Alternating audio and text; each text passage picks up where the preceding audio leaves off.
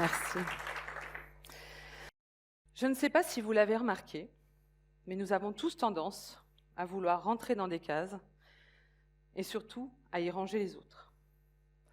Nous cherchons à nous conformer, cherchons une forme de cohésion face à la conformité, à lisser notre image.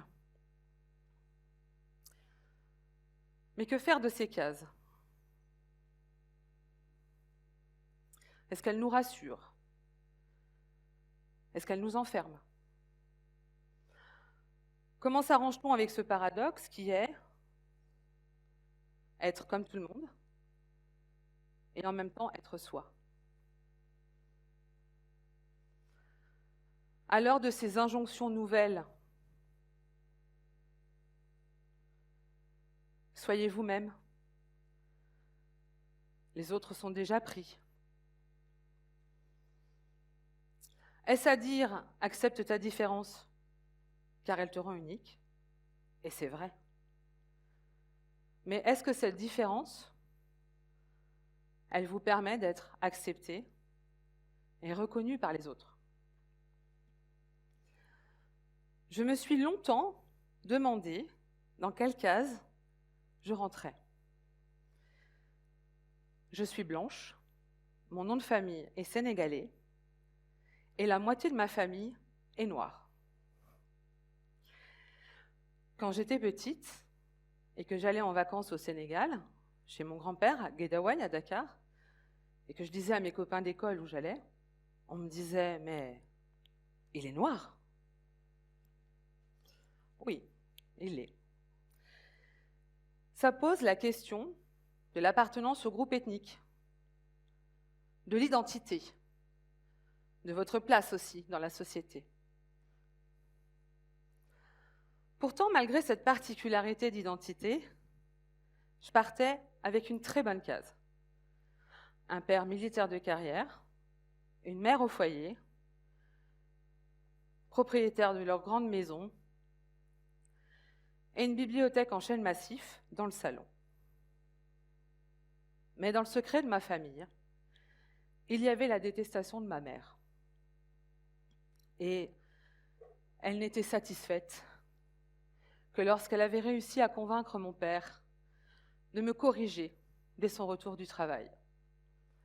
Alors à son arrivée, il me disait cette phrase « Monte dans ta chambre, déshabille-toi, j'arrive ».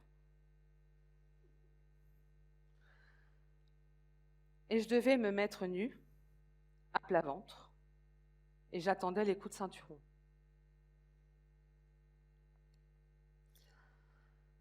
Je vais vous faire une confidence, ce n'est pas les coups aujourd'hui qui hantent ma mémoire, c'est tout ce qui va avec.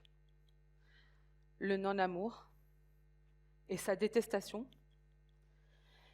et sa volonté de me détruire. Et pour cela, elle avait une phrase, elle me disait « Personne ne veut de toi ».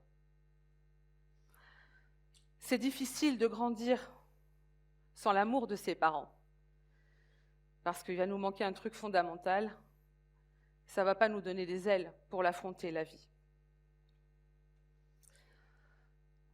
Et puis, en 5e, au collège, une assistante sociale est venue me voir après un signalement pour maltraitance.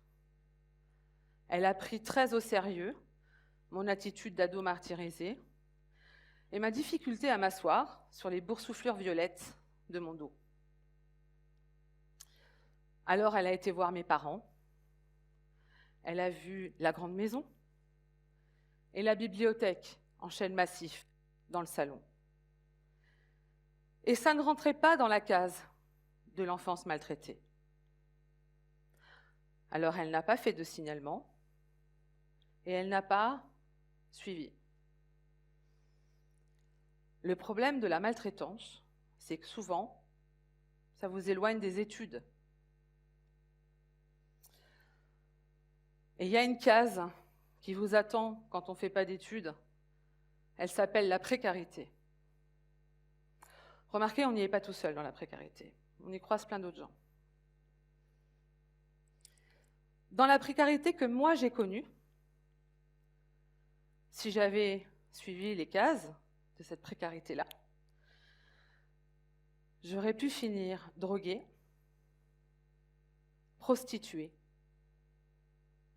ou encore morte. Et puis, à 19 ans, j'ai déclenché un cancer, un rare, un qui, en général, pointe le bout de son nez au moment de la ménopause. Alors, cette fois-ci, c'était pas la bonne case, mais parce que c'était pas le bon timing.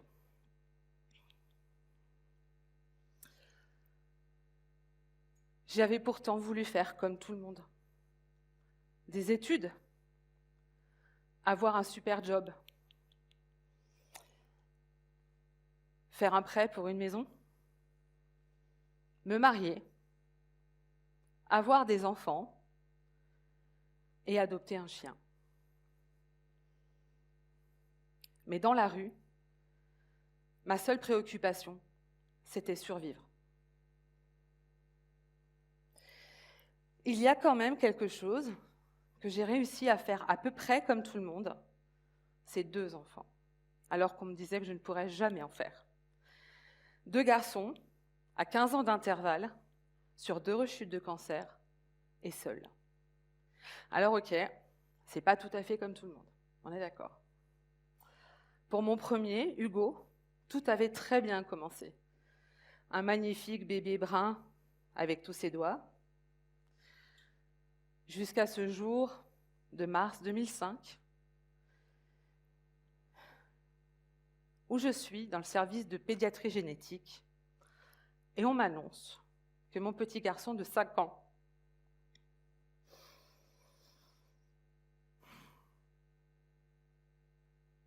souffre d'une maladie génétique rare appelée syndrome de l'X fragile. On me dit que mon petit garçon de 5 ans ne pourra plus marcher à l'adolescence, qu'il est débile et qu'il ne pourra pas suivre une scolarité normale. Tout à l'heure, je vous parlais de la précarité et de ne pas rentrer dans des cases. Il y a une chose qui fait qu'on n'est pas comme tout le monde, c'est qu'on est libre. Je vous parlais aussi des clichés, parce que rentrer dans les cases, c'est correspondre à des clichés, des a priori qui peuvent avoir la vie dure. Et la généticienne ne me croira pas quand je lui dirai que pendant ma grossesse, je n'ai bu ni alcool, ni pris de drogue. Parce qu'il est bien évident que quand on est une mère célibataire de 23 ans et qu'on est responsable d'animation dans un grand hôtel en Grèce, forcément, c'est la fête, on boit, on se drogue. Et ça, elle pensera que mon fils a subi mon alcoolisme gestationnel. Et c'est écrit dans son dossier médical. Vous la voyez, la case ?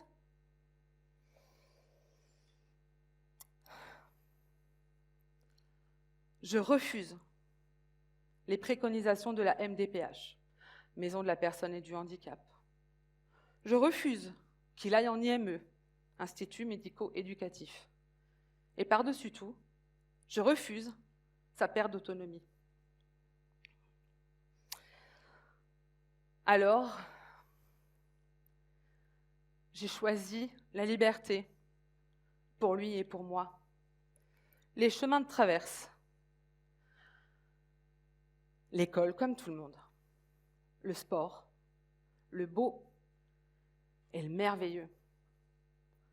Et j'ai fait la guerre. Et j'ai mangé de la maîtresse d'école tous les matins au petit déjeuner. L'école, c'est un cadre extrêmement limitant. J'ai une pensée particulière ce soir pour cet inspecteur de l'éducation nationale qui, en CP, m'avait dit, à propos d'une demande de soutien scolaire pour Hugo, « Je m'oppose personnellement à ce que votre fils bénéficie de ce soutien scolaire, car je n'ai jamais rencontré de parents qui en font autant que vous. Vous prenez donc la place de quelqu'un qui n'en fait pas autant. »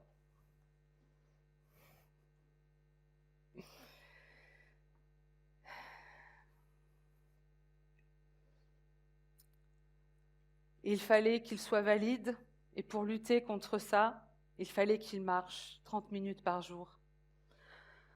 Alors on a été adopter un chien. Pas n'importe lequel. Un rescapé, comme nous, à une montagne des Pyrénées de 47 kilos, avec un cœur noir sur le derrière. J'ai changé de voiture, on a pris un break, et puis j'ai poussé, tiré, crié, engueulé mon fils. Et j'ai hurlé, pleuré et ri comme jamais, avec et grâce à lui. Il est clair que si nous avions suivi les chemins tout tracés, si nous étions rentrés dans les cases, il ne serait jamais arrivé là où il est. Il a choisi de faire du sport, beaucoup de sport, avant de trouver le sien. Il est judoka. Alors c'est sûr qu'avec les problèmes de motricité, de coordination et la vision qui est pas géniale, le squash, le badminton ou encore le ping-pong, c'est un peu des Everest pour lui. Et pourtant, il a adoré pratiquer les trois. Aujourd'hui, mon fils, qui est là parmi vous, il a 21 ans. Et je suis immensément fière de lui.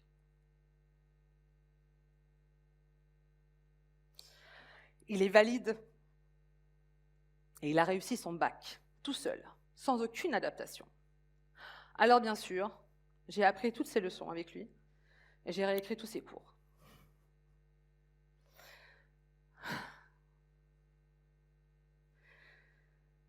Et puis, à 35 ans, j'ai passé mon bac et je l'ai eu avec mention. Et puis, est arrivé mon second enfant, Adrien. Après un combat épique, hémorragie, coma, etc.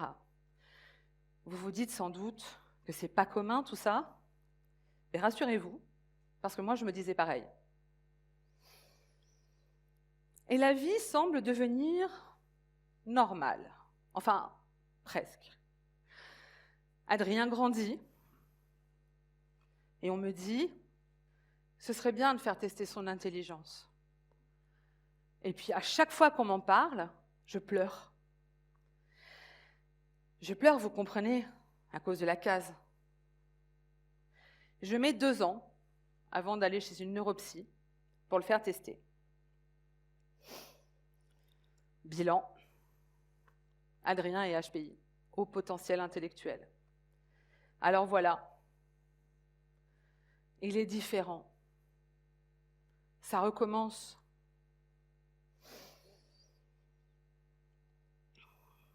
Vous vous dites sans doute que j'ai à peu près coché toutes les cases, presque, et que je suis rentrée dans aucune des cases. Pourtant,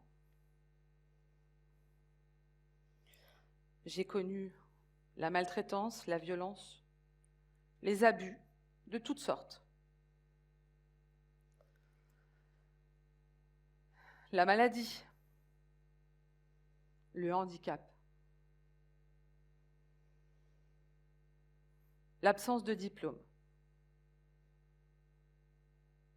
et le non-amour. Et vous savez quoi? Il y a une case qui me tendait les bras, c'est la case de victime. Et c'est la seule case dans laquelle j'ai jamais voulu rentrer. J'ai jamais voulu être une victime. Aujourd'hui, j'ai 45 ans. Et ma vie est merveilleuse. Aujourd'hui, j'ai 45 ans. Et avec mes 2 Avengers, mes animaux à 5 pattes, on a notre propre case. Aujourd'hui, j'ai 45 ans. Et je suis enfin aimée comme je suis. Ma vie est faite d'amour, de joie et d'émerveillement. J'ai une gratitude infinie parce que je suis en vie. Vous avez sans doute compris qu'on est chacun différent. Et vous, à quelle case vous conformez-vous?